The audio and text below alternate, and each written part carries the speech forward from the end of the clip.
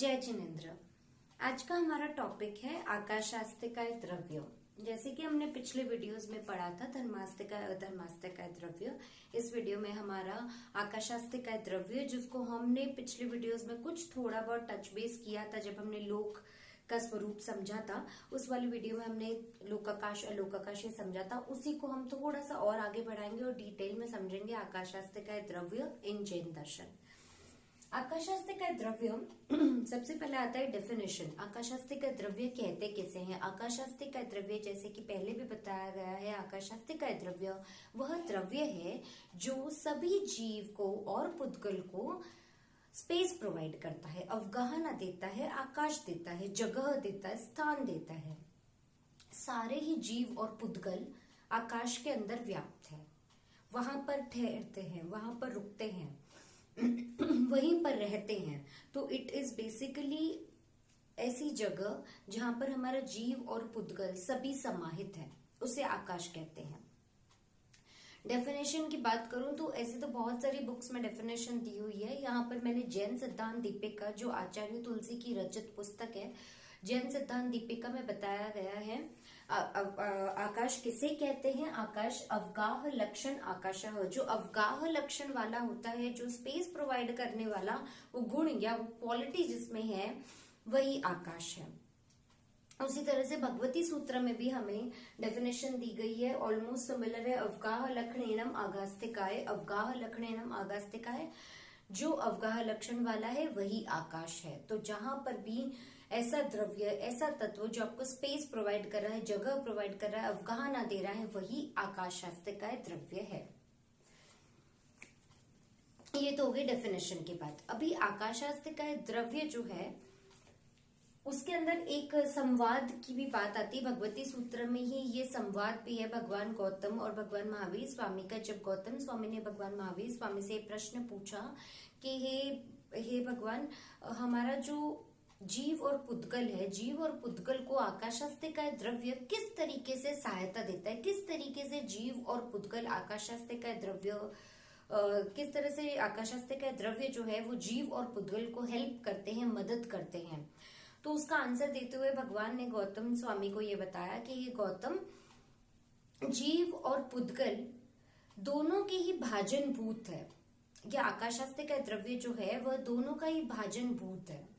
भाजन भूत है मतलब आकाशास्तिकाय द्रव्य नहीं होता तो जीव और पुद्गल कहाँ रहते, कहाँ होते?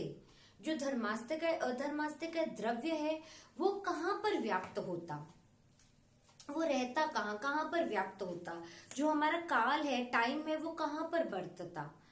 जो पुद्गल है उसका रंगमंच कहाँ पर होता? तो इस तरीके से कुछ डिटेल में आंसर दिया गया कि अगर धर्मास्तिकाय, अगर आकाशास्तिकाय द्रव्य ही नहीं होता तो ये सब चीजें होती ही नहीं। इनफैक्ट अगर शॉर्ट में कहूं तो पूरा जो विश्व है वही आधार रहित हो जाता, वह निराधार हो जाता, कोई आधार ही नहीं रहता। सो आकाशास्तिकाय आकाश जो स्पेस है, सभी चीजों के होने के लिए आकाश या स्पेस होना जरूरी है। अगर स्पेस ही नहीं है तो ये जो पूरा वर्ल्ड है, पूरा जो विश्व है, वो कहाँ पर होता? तो ये आंसर दिया गया था। ये भगवती सूत्र का ही एक संवाद है, अगर आप चाहे तो उसको पढ़ सकते हैं। तो इसी तरीके से कुछ आंसर दिया गया था जब पूछा गया था कि आकाशास्तिकाय द्रव्य किसे कहते हैं और वो किस तरीके से हेल्प करता है। तो वो इस तरीके से हेल्प करता है कि अगर वो नहीं हो तो हम रहेंगे कहाँ पर, सारी चीजें कहाँ पर व्याप्त होगी, ये एक क्वेश्चन आ जाता है अगर आकाशास्तिकाय द्रव्य नहीं हो तो। फिर थर्ड चीज जो हम इसमें समझना चाहेंगे वो है कि आकाशास्तिकाय द्रव्य, एक बात तो समझ में आ गई कि सारी जो चीजें हैं, ये आंसर से इतना पता चल गया कि जितनी भी सारी चीजें हैं, जीव और पुद्गल जो भी है, वो सब कहाँ पर समाहित है? सभी के सभी आकाशास्तिकाय द्रव्य के अंदर समाहित है, राइट? तो क्वेश्चन आता है अगर सब के सब आकाशास्तिकाय द्रव्य में है तो आकाशास्तिकाय द्रव्य को भी तो कोई अवगाहना देता होगा, वो उसको भी तो कोई स्पेस देता होगा, तो उसको कौन सा द्रव्य स्पेस देता है? तो जैन दर्शन में बोलते हैं नहीं, उसको कोई द्रव्य, अब उसको और कोई द्रव्य की अपेक्षा ही नहीं है, उसको और किसी द्रव्य की हेल्प नहीं चाहिए स्पेस या आकाश प्रोवाइड करने के लिए। आकाशास्तिकाय द्रव्य क्या बोलता है? वह खुद को भी आलंबन देता है, खुद को भी स्पेस देता है, खुद को भी आकाश देता है। आकाशास्तिकाय द्रव्य पर प्रतिष्ठित तो है ही, दूसरों को तो प्रतिष्ठित करता ही अपने झोली में, अपने आंचल में, वो साथ ही साथ में अपने आप को भी प्लेस करता है अपनी ही उसमें स्पेस में। तो आकाशास्त्र का द्रव्य जो है वह स्व प्रतिष्ठित भी है और पर प्रतिष्ठित भी है। तो आकाशास्त्र का द्रव्य को किसी और द्रव्य की अपेक्षा नहीं है, उसको किसी और द्रव्य की हेल्प नहीं लगेगी। इनफैक्ट शॉर्ट में गए तो हम इस द्रव्य को रहने के लिए, रुकने के लिए किसी और द्रव्य की इमेजिनेशन करने की जरूरत नहीं है, नहीं तो क्वेश्चन आता ही रहेगा। आकाशास्त्र के द्रव्य को अगर कोई और थर्ड द्रव्य हेल्प कर रहा है, स्पेस प्रोवाइड कर रहा है, तो उस द्रव्य को भी कोई दे रहा होगा, फिर उस द्रव्य को भी दे रहा होगा, तो it will be like never ending chain. तो यहीं पर फुल स्टॉप लगा दिया है। जैन दर्शन ने बोल दिया है कि आकाशास्त्र का द्रव्य स्व प्रतिष्ठित भी है और पर प्रतिष्ठित भी है। बहुत सारी बुक्स में ये आता भी है स्टेटमेंट, काफी लोगों को नहीं समझ में आता है। तो ये बेसिकली उसका मीनिंग है कि आकाशास्त्र का द्रव्य अपने आप को तो प्रतिष्ठित, दूसरों को तो प्रतिष्ठित करता ही है, अपने आप को भी वह प्रतिष्ठित करता है। अभी जैसे हमने धर्मास्तिका अधर्मास्तिका के लक्षण समझे थे, राइट, वो जो 25 बोल के अंदर 20वां बोल बताया है, उसी तरह से आकाशास्त्र का द्रव्य के भी उसी तरीके से लक्षण बताए हैं, द्रव्य से, क्षेत्र से, काल से, भाव से और गुण से। तो द्रव्य से क्या है, एक और अखंड द्रव्य, सिंगल एंटिटी है। जैसा हमने धर्मास्तिका अधर्मास्तिका में पढ़ा था, सेम ही है कि द्रव्य से एक और अखंड द्रव्य है। क्षेत्र से लोकालोक प्रमाण है। अब धर्मास्तिका अधर्मास्तिका द्रव्य में हमने बोला था संपूर्ण लोक प्रमाण है, लोक के अंदर, संपूर्ण पूरे लोक में है। लेकिन यहाँ पे थोड़ा सा चेंज है, क्षेत्र में क्या बोल रहे हैं, ये लोकालोक प्रमाण है, लोक में भी है अलोक में भी है, दोनों जगह पे लोकालोक प्रमाण, लोक में भी है और अलोक में भी है। ठीक है। काल से अनादि है और अनंत है, अनादि है और अनंत है, नेवर एंडिंग है, कभी खत्म नहीं होने वाला है। भाव से कैसा है, अरूपी है, अजीब है। अरूपी है, दिखाई नहीं देगा, कोई रूप नहीं है, गंध रस स्पर्श सबसे युक्त नहीं, किसी से भी युक्त नहीं है। बेसिकली वो हमारे नेकेड आईज, हम उसे नहीं देख सकते, it is not visible to our naked eyes. वो अतीन्द्रिय है, इंद्रियों का विषय नहीं बन सकता, अरूपी है, अजीब है, कोई चेतना शक्ति नहीं है उसमें, इसलिए अजीब है। गुण से अवगाहना गुण, वो तो हम डेफिनेशन में पढ़ चुके हैं। अवगाहना स्पेस प्रोवाइड देता है, आकाश प्रोवाइड करता है, तो ये अवगाहना गुण है। तो ये जो अभी हमने किया, फटाफट से शॉर्ट अपन रिविजन कर लेते हैं कि जैन दर्शन के अंदर आकाशास्त्र का द्रव्य क्या बताया गया है। आकाशास्त्र का द्रव्य वह है जो हमें अवगाहना लक्षण वाला है, वह आकाशास्त्र का द्रव्य है। जो हमें स्पेस प्रोवाइड करता है, अवगाहना देता है, आकाश देता है, वह आकाशास्त्र का द्रव्य है। सेकेंडली हमने गौतम और भगवान महावीर और भगवान गौतम का हमने संवाद सुना कि उन्होंने क्या बताया कि अगर आकाशास्त्र का द्रव्य नहीं होता तो विश्व ही निराधार हो जाता और कुछ भी कहाँ पर व्याप्त होता। और फिर क्वेश्चन आता है कि अगर हम बोल रहे हैं कि सब कुछ अगर आकाशास्त्र का द्रव्य में व्याप्त है तो आकाशास्त्र का द्रव्य स्वयं किस में व्याप्त है, ये क्वेश्चन आता है। तो इसका आंसर यही है कि आकाशास्त्र का द्रव्य खुद ही में ही प्रतिष्ठित है, तो इसलिए वो स्व प्रतिष्ठित भी है, पर प्रतिष्ठित भी है। लक्षण जो हमने पढ़ा वो अगेन द्रव्य से एक और अखंड द्रव्य है, एक सिंगल एंटिटी है, कोई डिवीजन नहीं होगा। प्लीज प्लीज वेरी इंपॉर्टेंट, एक और अखंड द्रव्य है, सिंगल एंटिटी है, कोई डिवीजन नहीं होगा। क्षेत्र से लोकालोक प्रमाण है, ये थोड़ा सा डिफरेंस है धर्मास्तिका अधर्मास्तिका में हमने पढ़ा था। संपूर्ण लोक प्रमाण है जो लोक में है, और ये क्षेत्र के हिसाब से कहाँ पर भी है, लोक में भी है और अलोक में भी है। ये सिर्फ एक सिंगल द्रव्य है जो अलोक में भी प्रेजेंट है। तो ये बेसिकली बाकी सारे द्रव्यों से डिफरेंट है। ये लोकालोक प्रमाण है, काल से अनादि है, अनंत है, भाव से अरूपी अजीब है। ये फर्स्ट थर्ड एंड फोर्थ, ये धर्मास्तिका अधर्मास्तिका द्रव्य में भी सेम पढ़ा था हमने। गुण से अवगाहना लक्षण वाला जो गुण है वो इसमें प्रेजेंट होता है, सबको स्पेस प्रोवाइड करता है। ठीक है। एक हमने अस्तिकाय का मीनिंग समझा था प्रीवियस वीडियोस में, राइट। अस्तिकाय जो प्रदेशों से युक्त है, प्रदेशों का समूह को अस्तिकाय कहते हैं। ये भी प्रदेशों का समूह है, अस्तिकाय है। बहुत ही सिंपल सा अंडरस्टैंडिंग हमको इधर से लेके जाना है। सिंगल एंटिटी है, ये हमने ऑलरेडी डेफिनेशन में मतलब लक्षण में ही पढ़ लिया था कि द्रव्य एक सिंगल एंटिटी, कोई डिविजन नहीं होगा, तो हम बोलते हैं प्रदेशों का समूह है। अब प्रदेश के अंदर तो हमने पुद्गल पढ़ा, परमाणु पढ़ा, ये सब हमने स्कंद देश, प्रदेश, परमाणु, पुद्गल, ये डिविजन पढ़े। तो क्या प्रदेश का डिविजन होता है? डिवीजन तो हो सकता है, मतलब बहुत सारे छोटे छोटे पार्ट से मिलकर तो ये बना है, लेकिन इसका एक्चुअली लिटरली कोई ना ऐसे अलग नहीं कर सकता, उसका कोई डिवीजन नहीं है। लेकिन फिर भी हमने अंडरस्टैंडिंग पॉइंट ऑफ व्यू से समझा था कि जो जो आकाश लोक में प्रेजेंट है उसको लोकाकाश बोलते हैं, और जो आकाश का वो भाग जो लोक के बाहर है उसको अलोकाकाश बोलते हैं। ये सिर्फ विभाजन हमने किया था उस एरिया को समझने के लिए। लोक का स्वरूप के जो हमारा वीडियो था उसमें एरिया को समझने के लिए हमने दो विभाग किए थे आकाश के, लोकाकाश और अलोकाकाश। Actually there is no division, it is one single entity. Division नहीं होगा, सिर्फ समझने की पर्सपेक्टिव से हमने वो डिविजन किया था। और एक और इम्पोर्टेंट ये चीज आपको समझनी है कि आकाश का वो हिस्सा जो लोक को कवर कर रहा है वो अलोक में नहीं है, और जो अलोक का हिस्सा जो अलोक को कवर किए हुए ढके हुए वो लोक में नहीं है। तो बेसिकली प्रदेश अलग अलग है दोनों ही जगह के, बट है एक प्रदेशात्मक, मतलब अस्तिकाय है लेकिन एक प्रदेशात्मक प्रदेशों का समूह है, एक प्रदेशात्मक नहीं प्रदेशों का समूह है। लेकिन हमारा ये जो पर्टिकुलर लोक का जो एरिया उसमें जो प्रदेश है वो डिफरेंट है फ्रॉम द प्रदेश जो अलोक में है। ये है इंपॉर्टेंट समझना। अब सिंगल सब लोक अलोक से इतना समझ में नहीं आ रहा तो अपन सिटी का एग्जाम्पल लेते हैं या स्टेट का एग्जाम्पल लेते हैं। अब कश्मीर के अंदर जो आकाश कवर कर रहा है, तो कश्मीर के अंदर जो आकाश के प्रदेश है वह डिफरेंट है, वो बिल्कुल भी डिफरेंट है, मतलब वो अलग ही हिस्सा हो गया आकाश का जो राजस्थान में है, राइट। तो राजस्थान में एक अलग प्रदेश का समूह आकाश का ही प्रदेश के समूह को कवर कर रहा है, और कश्मीर में आकाश का एक दूसरे प्रदेशों का समूह कवर कर रहा है, लेकिन there is still no division. But प्रदेश के दृष्टि से या आकाश के एरिया के कवरिंग की दृष्टि से हम बोल सकते हैं कि हाँ ये आकाश का हिस्सा अलग है, ये आकाश का हिस्सा अलग है, बट एक्चुअली वो सिंगल है, जस्ट दैट एरिया अलग अलग है।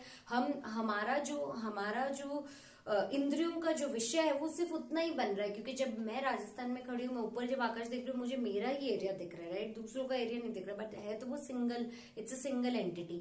तो ये इंपॉर्टेंट है हमें समझना, ठीक है ना। तो आकाशास्तिकाय द्रव्य समझ गए, एक और अखंड है और फिर भी अस्तिकाय है, मतलब प्रदेशों का समूह है, कोई डिविजन नहीं होगा। जो विभाग हमने किया था वो सिर्फ समझने की दृष्टि से किया था, लोकाकाश और अलोकाकाश में, ठीक है। अभी जो नेक्स्ट इम्पॉर्टेंट जो इसमें चीज हमको समझनी है वो ये कि जैन दर्शन में तो बता दिया कि किस तरीके से लक्षण द्रव्य से, क्षेत्र से, काल से, भाव से और गुण से हमने समझ लिया। आकाश क्या होता है, किस तरह से होता है, ये सब बता दिया। एक और कॉन्सेप्ट आता है दिशा का। अब डायरेक्शन जो है वो जैन दर्शन में आकाश का ही एक अलग बेसिकली एक विकार या फॉर्मेशन माना गया है। तो जिस तरह से मैंने बताया कि अस्तिकाय होते हैं, प्रदेशों का समूह है, मैंने आपको प्रदेश भी बताया कि जो राजस्थान में जो आकाश के प्रदेश कवर कर रहे हैं वो कश्मीर के प्रदेशों से अलग होंगे। तो डायरेक्शन बेसिकली जो दिशा है, दिशा किस तरीके से बताया, जैन दर्शन ने बोला है ताप दिशा के नाम से भी जाना जाता है, मतलब सूर्य जहां पर है, सूर्य के पोजीशन को लेते हुए दिशाएं बताई गई है। तो ऐसे 6, 8, 10, 4, 6, 8, 10 इस तरह से बहुत सारी दिशाएं अपन के जैन दर्शन में बताई गई है। तो दिशा भी is a part and parcel of आकाशास्तिकाय द्रव्य ही। सिर्फ इतना बताया गया कि अपन जो ईस्ट वेस्ट, पूर्व पश्चिम उत्तर दक्षिण जो दिशा है बेसिकली एक प्रदेशात्मक से शुरू होके अनंत प्रदेशात्मक तक फैलती है। तो वो एक से स्टार्ट होके इस तरह से जो है वो दिशा बताई गई है। अनुदिशा जो होती है मिडिल वाली वो एक प्रदेशात्मक रहती है, एक से ही शुरू होती है, वो एक प्रदेशात्मक ही रहती है। फिर हमारी अधो और ऊर्ध्व दिशा है, अधो और ऊर्ध्व दिशा भी बताई गई है जैन दर्शन में, तो वो 4 प्रदेशात्मक बताई गई है। तो बेसिकली जितने प्रदेश को वो कवर कर रहा है तो वो उसको बोलेंगे कि ये इस तरह से दिशाएं बताई गई है।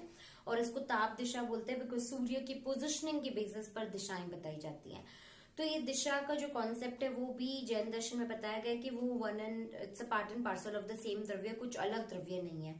बट जैसे कि जैन फिलोसफी है वैसे ही ऐसे बहुत सारी दूसरी भी फिलोसफीज है, न्याय वैशेषिक है, सांख्य दर्शन है, बौद्ध दर्शन है, वेदांत दर्शन, ऐसे बहुत सारी अलग अलग फिलोसॉफीज है और ऑलमोस्ट सारी ही फिलोसॉफीज में आकाश जो है, आकाश द्रव्य जो है, स्पेस जो है, वो ऑलमोस्ट सारी फिलोसॉफीज में बताया गया है। तो अलग अलग फिलोसॉफीज में, जैसे कुछ फिलोसॉफीज में बोला है कि भाई दिशा और जो आकाश है वो दो सेपरेट द्रव्य है, इन दोनों को एक साथ नहीं गिना जा सकता। जो अपन का न्याय वैशेषिक दर्शन है वो बोलता है कि आकाश बेसिकली शब्द को निष्पन्न करता है, शब्द को सेंड करने में हेल्प करता है, वह आकाश है। और दिशा बेसिकली डायरेक्शन या पोजिशनिंग करती है। तो दिशा, इन दोनों का फंक्शन ही अलग अलग है, तो अलग अलग द्रव्य बताया गया है। वैसे अगर हम सांख्य दर्शन की बात करते हैं तो सांख्य दर्शन बोलता है कि दो ही तत्व होते हैं, एक प्रकृति होता है, एक पुरुष होता है। तो आकाश कुछ नहीं है, प्रकृति का ही एक फॉर्म है, एक विकार है, वह आकाश है। वैसे ही बौद्ध दर्शन जो है वो ये बोलता है कि हम तो सिर्फ 4 ही धातु मानते हैं, पृथ्वी, अग्नि, जल और वायु। ये 4 धातुओं का ज्ञान हो गया तो आकाश का खुद ब खुद ज्ञान हो जाता है। It is just a formation of those 4 जो धातु, उसी का ही एक फॉर्मेशन है, कुछ अलग से नहीं है। लेकिन जैन दर्शन तो बोलता है नहीं, ये तो अलग ही द्रव्य है, सेपरेट ही है। तो इस तरह से अलग अलग फिलोसफीज में अलग अलग इसका डिस्कशन, इसका डिस्क्रिप्शन दिया हुआ है। बट हमारे लिए इम्पोर्टेंट है जैन दर्शन क्या बोलता है। फिर साइंस में अगर हम देखें, साइंस के पार्ट ऑफ व्यू से देखें तो साइंस में भी स्पेस माना गया है, वास्तविक द्रव्य माना गया है, वास्तविकता है, कुछ भी इमेजिनरी नहीं है, ये भी माना गया है, प्रूव भी हुआ है। और 2 वैज्ञानिक जो इधर इंपॉर्टेंट रोल प्ले किया जिन्होंने, एक तो है न्यूटन और एक है आइंस्टाइन। सो न्यूटन ने इसको वास्तविक माना था, वस्तु सापेक्ष माना था और इंडिपेंडेंट सब्सटेंस माना था, किसी के ऊपर डिपेंडेंट नहीं है। तो हमारा जैन दर्शन भी उसको इंडिपेंडेंट स्वतंत्र द्रव्य ही मानता है, किसी पे डिपेंडेंट नहीं है। मैंने बताया भी था किसी और द्रव्य की अपेक्षा करने की जरूरत नहीं है जब हम आकाशास्तिकाय का कॉन्सेप्ट समझते हैं। तो साइंस ने, विज्ञान ने भी सेम चीज बताई है कि भाई वह वास्तविक है और वह इंडिपेंडेंट है, निरपेक्ष है और वस्तु सापेक्ष है। तो इस तरह से वस्तु से रिलेटिव है, बेसिकली कोई भी चीज से रिलेशन में अपन स्पेस को समझ सकते हैं। और न्यूटन ने एक और चीज बताई, वो 3 डायमेंशनल, लेंथ, ब्रेथ, हाइट जो है वो आकाश की रहती है, स्पेस की रहती है। कोई भी अब हम बोलते हैं कि सारी वस्तुएं जो आकाश में व्याप्त है, तो सारे ही वस्तुओं का जो डायमेंशन है वो 3 डायमेंशन से हम समझ सकते हैं। ये न्यूटन का फिलॉसफी था। आइंस्टाइन थोड़ा सा और आगे गया था, उन्होंने 4 डायमेंशनल वर्ल्ड को डिफाइन किया था। बोला था कि हम जो स्पेस है उसके साथ हम टाइम को ऐड कर देते, तो time is also one of the dimension of the, time भी एक डायमेंशन है स्पेस का। तो 4 डायमेंशनल वर्ल्ड को स्टैब्लिश किया था आइंस्टाइन ने। अब 4 डायमेंशनल वर्ल्ड बेसिकली इसका उनने एक थ्योरी भी लेकर आया था, अपेक्षिकता का सिद्धांत, which is called as theory of relativity. वो ये बोलते हैं कि time and space in relation to each other समझना चाहिए। कोई दोनों इंडिपेंडेंट, मतलब उन्होंने तो बोला था बिल्कुल इंडिपेंडेंट, इधर बोला कि एक रिलेशन में हमको समझना चाहिए, ये है तो ये भी है और ये है तो ये भी है। तो टाइम है तो स्पेस भी है, स्पेस है तो टाइम भी है, तो दोनों इन रिलेशन हमको समझना है। तो that is theory of relativity. अब now theory of relativity is basically किसके ऊपर बेस्ड है? वो बेस्ड है स्पीड ऑफ लाइट के ऊपर। स्पीड ऑफ लाइट मतलब प्रकाश के वेग के ऊपर बेस्ड है। तो साइंस में ये माना जाता है कि स्पीड ऑफ लाइट जो है वो सबसे मैक्सिमम स्पीड है, उससे ज्यादा मैक्सिमम और किसी की स्पीड नहीं हो सकती। 2 कॉन्सेप्ट है, स्पीड जो है लाइट की वो कांस्टेंट होती है, निरंतर एक ही पोजीशन में चलती है, तो स्पीड ऑफ लाइट कांस्टेंट है। और speed of light is the maximum speed anyone can have, उससे ज्यादा किसी की स्पीड नहीं हो सकती है। यहाँ पर एक डिफरेंस है जैन दर्शन और इसमें, और ये मुझे काफी हद तक ये जो डिफरेंस है काफी लॉजिकल भी लगता है जब हम उसको समझना चाहेंगे। तो हम एक चीज बोलते हैं कि साइंस ने बोला है speed of light, right, speed of light constant है, मैक्सिमम है, चलो कांस्टेंट है वो तो ठीक है, मैक्सिमम बताइए स्पीड ऑफ लाइट साइंस ने। और जैन दर्शन ने क्या बताया? जैन दर्शन बोलता है कि जो स्पीड ऑफ लाइट मैक्सिमम बताइए, जैन दर्शन बोलता है स्पीड ऑफ लाइट से भी ज्यादा स्पीड हो सकती है। किसकी? जीव और पुद्गल दोनों की। पुद्गल के अंदर जो सबसे छोटा पार्ट है पुद्गल का वो है परमाणु, राइट, उसकी स्पीड बताइए कि वह लाइट की स्पीड से ज्यादा हो सकती है। कैसे हो सकती है, इसको हम थोड़ा सा अगर इमेजिन करने का ट्राई करें, राइट, तो जीव और पुद्गल की स्पीड ऑफ लाइट से ज्यादा हो सकती है। कब हो सकती है, इसका थोड़ा सा एक सैंपल या एक एग्जाम्पल दिया गया है जैन दर्शन में, उसको हम थोड़ा सा मैं इधर से निकालती हूँ समझने के लिए। हमारा ये लोक हमने समझा था, राइट, हमने लोक समझा था। यहाँ पे हमारा तिरछा लोक है और यहाँ पे हमारा ऊर्ध्वलोक है और ये अधोलोक है, राइट। अधोलोक है, ये नरक गति हो गई, ये देव गति हो गई और ये तिरंज और मनुष्य गति यहाँ पर है, राइट, मध्य लोक है। अभी स्पीड ऑफ लाइट, तो जैन दर्शन बोलता है जीव और पुद्गल की जो स्पीड है वो ट्रैवल करने की स्पीड लाइट की स्पीड से ज्यादा हो सकती है। कब हो सकती है, ये बताया गया है जब जीव मरता है और दूसरी एक गति को छोड़ के दूसरी गति में जाता है, या फिर जीव मर करके मोक्ष भी प्राप्त करता है, तो उस टाइम के लिए उसका स्पीड जो है वो लाइट की स्पीड से ज्यादा होता है। और अगर मैं लॉजिकली ये स्टेटमेंट को पढ़ के मुझे भी एक लॉजिक समझ में आया कि करेक्ट तो है, क्योंकि हमने लोक का स्वरूप समझा है, राइट, हमने प्लेसमेंट भी देख लिया कि कौन कहाँ पर एग्जिस्ट करता है लोक के स्वरूप के अंदर। हमें इसका सबका पोजिशनिंग भी समझ में आ रहा है कि भाई जो गति के हिसाब से बताया कि नारकी के जीव यहाँ पर रहते हैं, राइट, और देवता जो रहते हैं, देव गति के जो जीव है वो ऊपर रहते हैं, और मनुष्य और तिर्यंश जो है वो मध्य लोक में रहते हैं। और हमने ना इसका हाइट भी बताया जो है कि 14 रज्जु, राइट, और 14 रज्जु को नापने का मैंने एग्जाम्पल भी बताया था कि किस तरह से हम एग्जाम्पल लेके इसको समझते हैं। ऑल्दो इसका कोई नंबर्स के अंदर तो नहीं हम उसको बोल पाएंगे, बट 14 रज्जु को ना एग्जाम्पल के तौर पे हमने समझा था कि क्या स्पीड से बेसिकली ये ट्रैवल करते हैं, देवता किस तरह से ट्रैवल करके और वो जो बाल पिंड फेंकते हैं वो बाल पिंडों को पकड़ते हैं। तो उस तरीके से अगर मैं 14 रज्जू का हाइट पकड़ूं और मैं अगर सपोज कोई भी जीव जो है वो अगर इधर है और यहाँ से मर करके वो देव गति में जा रहा है, या यहाँ से मर करके वो नर गति में जा रहा है, तो जस्ट इमेजिन उसको ट्रैवल तो करना पड़ेगा, राइट। और हमें ये भी पता है कि एक जीव जब शरीर को छोड़ता है, राइट, आत्मा जब शरीर को छोड़ती है तो वो तुरंत ही किसी दूसरे शरीर में चली जाती है, प्रवेश कर लेती है, and it happens like really quickly, right, in fractions of seconds it happens. तो कैसे हो सकता है, अगर हम लोक की दृष्टि से देखें तो लोक तो इतना बड़ा है, तो एक जीव को यहाँ से उठकर कहीं और जाने के लिए टाइम तो लगेगा। At that point in time only Jain Darshan is correct. It says that जीव और पुद्गल ट्रैवल करता है, स्पीड ऑफ लाइट से ज्यादा ट्रैवल करता है ना। साइंस ने नहीं बताया है, बट जैन दर्शन ने ऑलरेडी बता चुके हैं। हमारे भगवान ने हमें ऑलरेडी बता दिया है कि हाँ इस तरीके से होता है। उनकी केवल ज्ञानियों ने ऑलरेडी बता दिया है कि स्पीड ऑफ लाइट से ज्यादा जीव और पुद्गल की गति हो सकती है। और ये भी बताया गया परमाणु जो वो एक समय में 14 रज्जु का डिस्टेंस पार करता है, इट्स दैट स्पीड। तो just imagine, and it sometimes I mean it's logical also, it makes sense also to me कि yes it is believable कि ऐसा हो सकता है, right। ओके, तो ये जो मैंने लास्ट का जो कवर किया था that was more like into comparison with between science and Jain दर्शन में जो आकाश है, बिकॉज स्पेस जो है वो सब जगह ऑलमोस्ट डिस्कशन का पॉइंट रहा है, एंड इनफैक्ट अभी भी बहुत सारा उसके ऊपर रिसर्च चलता ही रहता है। बट हमारे लिए what is important to take away from this video is definition. स्वप्रतिष्ठित पर प्रतिष्ठित का क्या मीनिंग होता है, द्रव्य से, क्षेत्र से, काल से, भाव से और गुण से आकाशस्ते का द्रव्य को किस तरह से डिफाइन किया है, वो these are the important items जो आपको इस टॉपिक से लेकर जाना है। धन्यवाद।